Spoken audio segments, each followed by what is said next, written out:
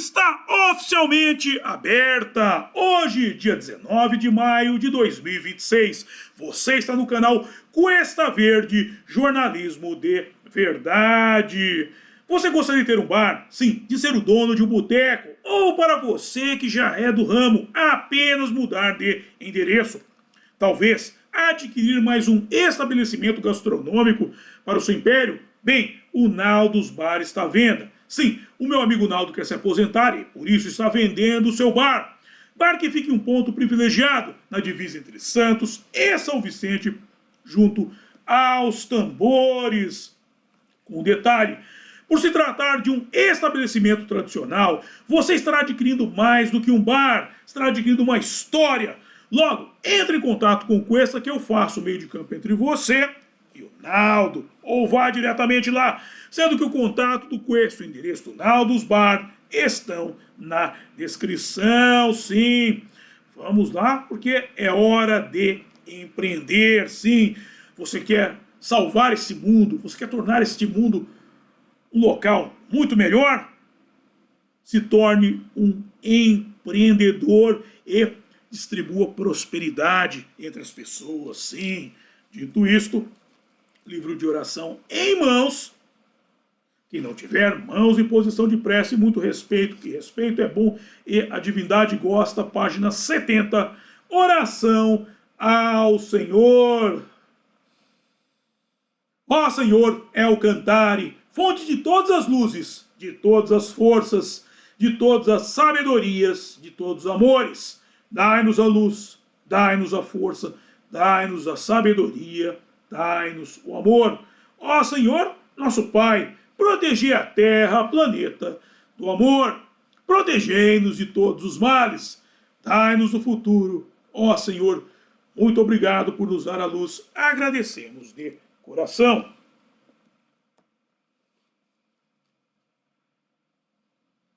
Eu peço a nosso Senhor El Cantare que, por favor, não permita que injustiça alguma ocorra durante essa aula. Muito obrigado. É isso aí, gente. Se é uma aula, é porque regressamos ao estudo deste livro aqui. Os Exilados de Capela, ou da Capela do grande Edgar Armond. E dando sequência à última família dinástica, os Rothschild. Sim. E nesse ponto aqui da história, vocês vão prestar atenção na seguinte transição. Sim, vocês vão observar o seguinte. As coincidências, as inúmeras coincidências que colocaram essas famílias dinásticas no comando da humanidade começam a se diluir. Por quê? Porque agora os atores certos estão nos papéis certos. Sim, tudo está no seu devido lugar dentro deste cenário, dentro do teatro da Organização Mundial.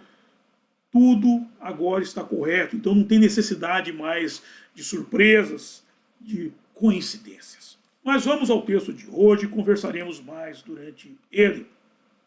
De volta ao texto de Bermudes. Essa unidade familiar foi mantida aí durante quase um século. De 1815 a 1914, os Rothschild foram donos do que o historiador britânico Neil Ferguson chamou de facilmente o maior banco do mundo. Mas não se tratava de um banco tradicional, onde as pessoas depositam suas poupanças e contraem empréstimos.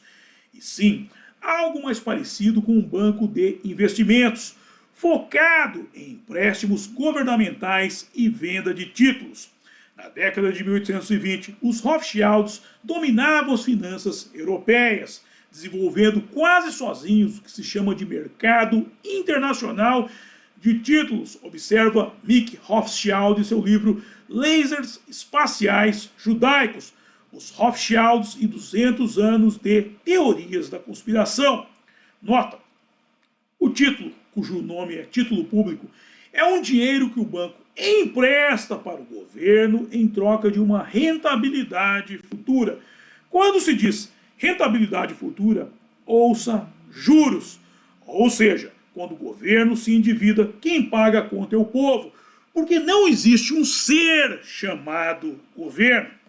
Por isso é que eu defendo a tese de que, em meio a esse monte de leis inúteis que são criadas anualmente, se cria uma lei que estabeleça o seguinte, que todo o funcionalismo público do presidente da República, o Gari, pague com uma porcentagem do seu salário por toda a dívida contraída pelo Estado, sem reajuste salarial, é claro, e de forma justa, proporcional.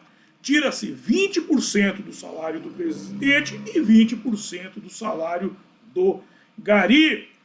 Bom, mas até do Gari, mas sim, porque ele é funcionário público. Isso é tudo funcionalismo público. Tudo funcionalismo público. Todos os postos, do presidente ao Gari, todo mundo é pago com o dinheiro dos nossos impostos, o dinheiro extorquido dos nossos impostos. Então, nada mais justo que se o Estado, que é o governo, ele assume uma dívida, eles que arquem com isso, não a gente. Isso é ideia deles, não é nossa. Por isso que eu defendo, eu como anarquista, um anarcocapitalista, defendo a privatização de tudo, total. Nós não precisamos de um Estado tutor escolhendo onde vai ser gasto o nosso dinheiro e quanto nós vamos pagar pelo dinheiro que eles escolheram que vai ser gasto, que não foi pedido a nós. A gente precisa entender uma coisa, que o Brasil é um grande Estado feudal. Eu explico isso. O Brasil é um grande Estado feudal. E eles enganam as pessoas gostam, parece que gostam de enganar. Parece que desde que o Brasil foi instituído, o povo gosta de pensar que o governo cuida delas. As pessoas adoram essa ideia de ter um tutor, ter alguém cuidando do lombo delas. Quando não, o governo simplesmente escravizou o povo. Por quê? Veja bem, eu dou sempre esse exemplo. Eles falam a casa própria. O sonho da casa própria. Que casa própria, velho? Você paga uma nota para comprar uma coisa e a pessoa, em geral o brasileiro acha que porque está dormindo debaixo de um teto, o teto é dele, não é dele. Mas eu paguei, você pagou. Você pagou? Você pagou? Tem certeza que você pagou? Então por que você paga IPTU? Você paga um aluguel para o governo para poder se valer do negócio que eles dizem que é seu.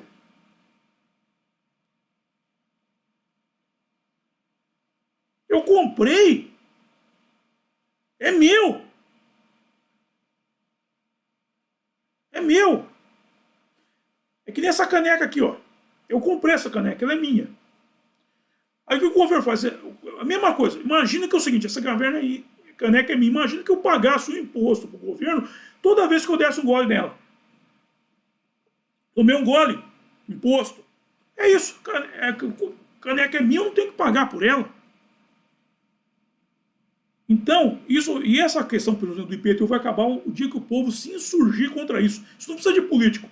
O povo tem que chegar, tem que fazer um tea party aqui. Um tea party brasileiro. Chegar e falar, nós não vamos pagar mais porra nenhuma. Ah, mas como é que nós vamos arrecadar dinheiro se virem, meu? Privatiza o Estado inteiro. Pronto, meu. Eu vou ilustrar isso de uma forma um pouco mais precisa com uma coisa que o Kim Paim falou essa semana. Eu gosto muito do Kim Paim. Só que o Kim Paim tem um problema. Quando ele trata de história, ele é muito bom. Agora, quando ele vai para economia, não sabe nada. Economia, não dá. Para ele não dá. Quando ele trata de história, é muito bom. Mas quando ele fala de economia, ele dança. Porque ele estava falando da questão da privatização da Petrobras. Que ele é contra a privatização da Petrobras. A Petrobras é o Brasil que deu certo. Ele mostrou até um texto do jornal lá de Curitiba, falando que, graças à Petrobras, nós não precisamos mais comprar combustível dos Rockefeller. Não compra mais. Ele usou um argumento que é autorrefutável. Por quê? Porque ele fala, se privatizar, o preço do combustível ele não vai cair, porque os órgãos estrangeiros é que ditam o valor do barril de petróleo. Ele é autorrefutável por quê? Se privatizado ou não, o valor vai ser o mesmo, então privatiza. Pelo menos tira da mão do Estado e esse negócio e para de gerar corrupção. A gente para de pagar pelo negócio que não é nosso, que não é nosso. Vai pagar imposto do mesmo jeito. Eu prefiro até privatizado, por quê? Porque empresas estrangeiras vão gerar emprego e vão pagar aí, sim, imposto dentro do país, embora seja de conta, mas vão acabar tendo que gastar dinheiro aqui para fazer a manutenção disso, ou seja, vão gerar emprego, vai ter uma repartição da renda entre o povo indiretamente. Por quê? Eles ficam aquela o petróleo é nosso, aquela ralinhaca argumentativa, o petróleo é nosso. Ah, vai no posto de gasolina para ver. Você vai lá e vai pagar o mesmo preço que o cara paga aqui e paga lá fora. Você está pagando o mesmo preço por um petróleo que eles dizem que é nosso. Se é nosso, eu não tenho que pagar. Eu não tenho que pagar. Aí o pessoal, pô, mamar, mas o petróleo é tirado lá, é extraído, é refinado, chega ao posto, ele tem um custo de manutenção, o manuseio dele aí tem um custo. Sim, um custo que aquele que comprar a empresa privatizada também vai pagar, vai cobrar. Eu entendo esse custo. O que eu não entendo é pagar pelo produto. Se o produto é meu, eu não tenho que pagar por ele. Por esse manuseio, por esse caminho da extração à bomba, eu até concordo. Eu concordo. Mas não o produto. Porque caímos na dinâmica da caneca. Eu comprei essa caneca, mas é a mesma coisa que toda vez em que eu der um golo nela, eu tiver que pagar um imposto para o governo.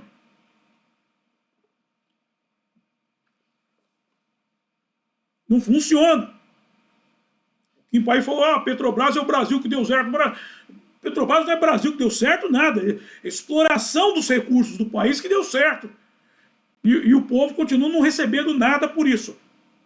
O Brasil é o Estado feudal que deu certo. Hoje é um narco-estado. É um narco-estado feudal que deu certo. Por isso que eu sou a favor da privatização, e não só de uma simples privatização. Se trata de... É que aqui no Brasil, aqui tudo é mal feito. Até as privatizações são mal feitas.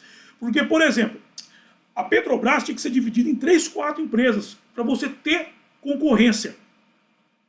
É que nem a privatização que fizeram aqui em São Paulo da energia elétrica. Por que está dando problema? O negócio não está dando. Porque tinha que ter concorrência. Tinha que ter pelo menos 2 empresas fornecendo energia elétrica. Aí você escolheria qual empresa você quer. Lembra quando privatizaram o sistema de telefone? Que você escolhia o código, você escolhia qual telefone de qual empresa você quer e qual código você quer fazer para telefonar. Então é isso, você tem que ter competição. Eu digo sempre, competição é sinônimo de prosperidade. Ok? E o povo tem que se insurgir exigindo que se acabe com esse Estado. Que o cidadão não seja escravo do Estado. Porque o que falou, empresa estratégica, para mim, estratégico é o meu saco. A única coisa que é estratégica para mim é o meu saco. Eu não quero o governo me enchendo o saco. Então, daqui a pouco eu vou ter que privatizar o meu saco também. Aí de volta ao texto de Bermudes, todavia os Rothschild foram conselheiros e credores. Atenção agora, lembra quando eu falei que os atores certos estão nos papéis certos? Atenção, não precisa mais de coincidência. Os Rothschild foram os conselheiros e credores da realeza europeia, do Vaticano, dos primeiros ministros e do rei George VI, e se tornaram banqueiros da Santa Aliança, o grupo do Tratado da Rússia, Prússia e Áustria que surgiu para combater o futuro militarismo francês, disse Mick. Ademais, estima-se que na época de sua morte, em 1836, Natan era o homem mais rico do mundo. Doravante, os 5 filhos do patriarca foram nomeados barões do Império Austríaco. Seus descendentes conseguiram integrar as camadas mais altas da sociedade. Por exemplo, Lionel Nathan Rothschild, o filho de Natan, foi o primeiro judeu da história a virar membro do parlamento britânico. membro do parlamento britânico, olha só. E mais, ele não virou por acaso. E mais, ele concedeu um empréstimo de 4 milhões de libras para o governo britânico financiar a construção do canal de Suez em 1875. Você vê? Eles no local certo, eles começam a reconfigurar a humanidade.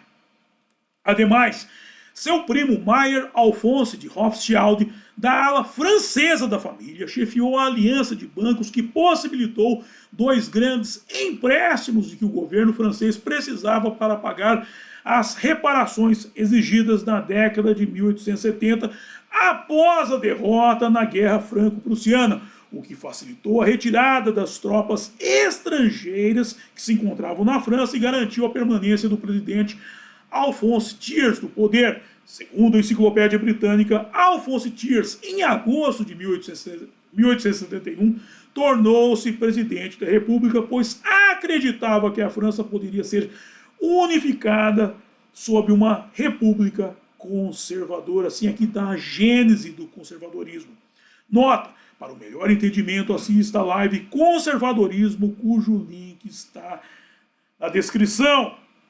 E a sua primeira grande tarefa foi restaurar a ordem política. Como é que ele fez isso?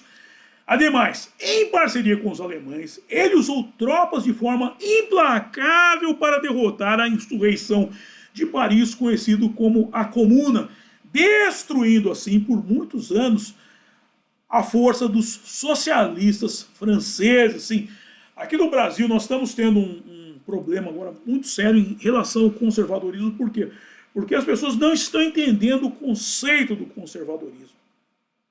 O que é o conservadorismo? O conservadorismo é conservar a liberdade, conservar a democracia, conservar a propriedade.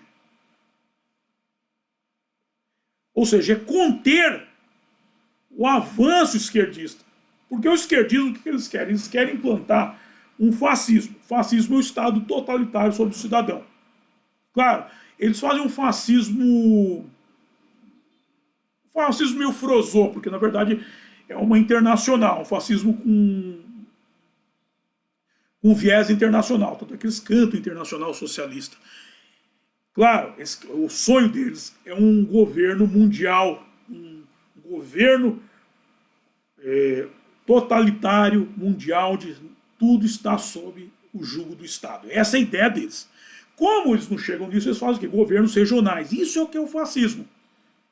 Eles só fazem um pouquinho, eles abrem um pouquinho para deixar, para manter entre eles um intercâmbio internacional. É igual, por exemplo, aqui no Brasil fizeram aquele negócio de mais médicos, que não pediram autorização do Estado, não consultaram as pessoas, Conselho de Medicina, simplesmente eles fizeram. Eles são donos do país, eles pegaram um monte de médico em Cuba que ninguém sabe, nunca soube se era médico, que era, trouxeram para cá, não quiseram fazer. Esse é o viés internacional. Contudo, são governos fascistas, porque eles querem manter o controle local. Eles não querem dividir a grana com os de fora. Tem isso também. A gente precisa entender esse fascismo deles, porque eles gostam de chamar os outros de fascistas, mas eles é que são os verdadeiros fascistas. Eles não querem dividir o Estado com os outros. Eles querem o Estado serem os reis. É igual o Fidel Castro.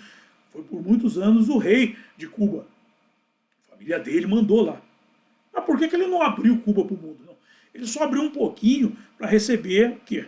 Dinheiro da União Soviética. Para manter os... Aí quando caiu o muro de Berlim, quebrou tudo por lá e não mandaram mais dinheiro. Aí fudeu com Cuba. Porque não tinha mais dinheiro vindo de fora. Nesses pontos é que eles são internacionais. Mas de resto são grandes fascistas safados. E o conservadorismo, a função dele é conter isso. Por isso que eu digo, assista ao programa para vocês entenderem como que funciona a coisa.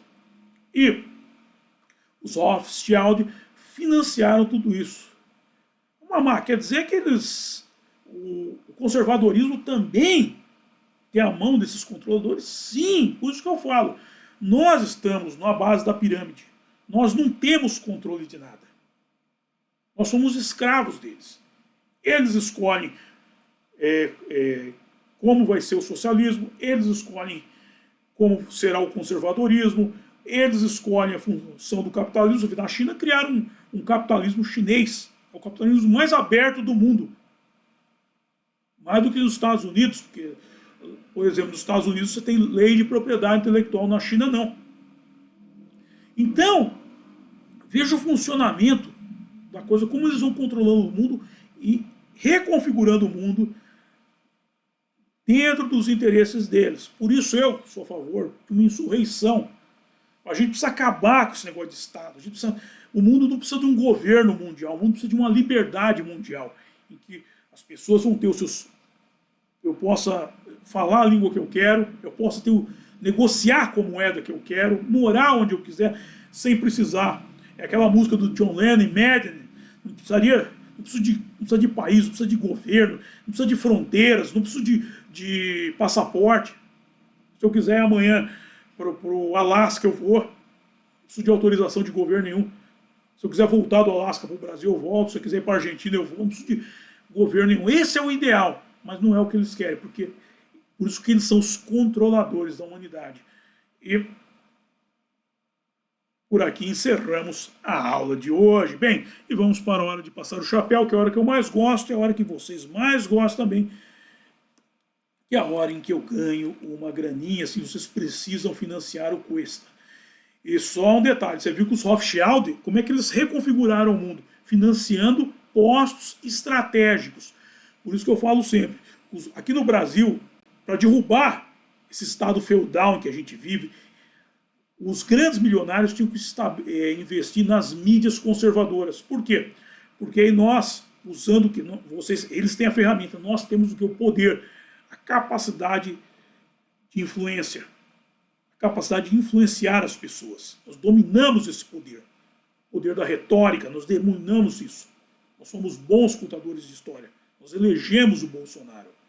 Quem elegeu o Bolsonaro foram os conservadores que, contando boa história. Não mentindo, contando a verdade, mas sabendo contar a verdade. E por isso que eles têm que investir na gente. Você vê, nos Estados Unidos, a Timeline vai montar uma TV aberta. Imagina o estrago que eles não vão fazer aqui com a TV aberta. Eu gostaria muito, como eu falei, de ter uma TV, transformar o Cuesta. Eu quero, eu gostaria, não, é uma coisa que eu estou caminhando para isso, para transformar o Cuesta numa TV. Porque a gente vira esse país do avesso. O país vai deixar de ser um país feudal e vai se tornar um país livre. E aí ele vai finalmente dar certo. E para isso eu disponho dos métodos de arrecadação de fundo por via direta e via direta. Aqui estão os meus livros, A Máquina da Verdade, esse livro Menino Veste Azul e Menina Veste Rosa, pode dar uma molecada, que a molecada irá adorar. Aí tem o outro livro aqui, o romance A Saga de Kid Winchester para os adultos, e há o link do curso Fundamentos do Exorcismo. Aí vamos para a arrecadação de fundos por via direta, o apoia-se do meu blog, O Mochileiro Místico, o Pix, você fazer sua doação aqui e fortalecer o Cuesta, e o PayPal para os acólitos do estrangeiro. Aí temos o link da boutique do Cuesta para você comprar sua beca de conservador e de Com Letras de Mateus, o meu álbum de rock em parceria com o meu amigo Renato Pop. E o link aqui, ó, pra vocês assistirem a live que eu fiz Conservadorismo. Essa live eu fiz antes da manifestação de 7 de setembro de 2022, aquela grande manifestação na Paulista, que eu estive presente, e eu fiz essa live já para a turma já vir entendendo um pouco mais da coisa, as bases do conservadorismo. Porque a partir daí, quando você entende a gênese da coisa, você vai saber, você vai entender o desenvolvimento dela. Vendo o ponto de partida, você pode prever o ponto, ou prever ou projetar um ponto de chegada, ok? Aí tem o contato do Cuesta para você mandar suas dúvidas, sugestões de pauta e coisa e tal. Tem o link do grupo do Cuesta no Getter e o link do grupo do Cuesta no WhatsApp, do nosso canal mais estreito de comunicação. E por fim, Naldos Bar, o ponto de encontro dos acólitos. E atenção, Denilson, próximo evento, Denilson, atenção, todos os carros. Os Segredos do Mundo Espiritual por Ryunosuke Akutagawa. Mais de um edifício no sábado, dia 23 de maio de 2026, às 18 horas, no sábado, dia 23 de maio de 2026, às 18 horas, Os Segredos do Mundo Espiritual por Ryunosuke Akutagawa, mais de um edifício. Dito isso, eu quero agradecer a todos vocês que me acompanharam e até a próxima. Bye!